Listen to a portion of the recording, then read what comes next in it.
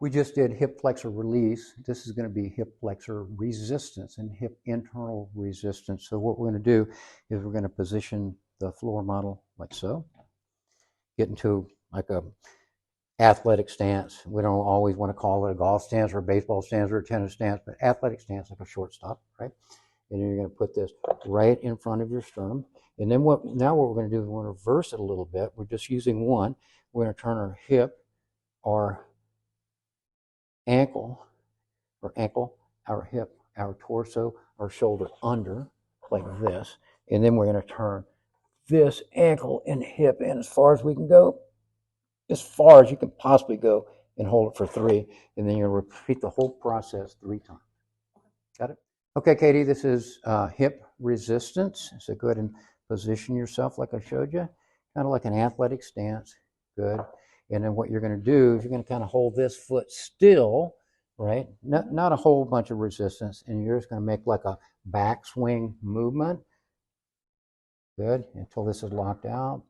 Good. Now turn your ankle and your hip in as far as you can go. Good. 1, 2, 3. Relax. Repeat. That's right. Good. And turn your ankle and your hip in. 1, 2, 3. Relax. Repeat. One more time. Good. Good. Ankle and hip inward. 1, 2, 3. And relax. Now we're going to just switch.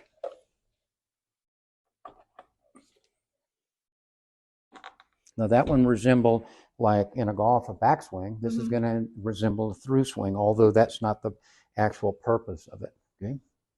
I'm going to move this away a little tiny bit. There you go.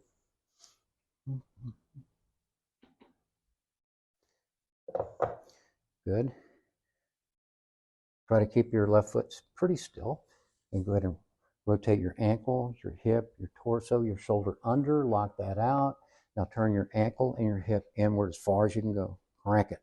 1, 2, 3. Relax. Repeat. Good. Try to keep this one from turning right now. Okay, go. Good.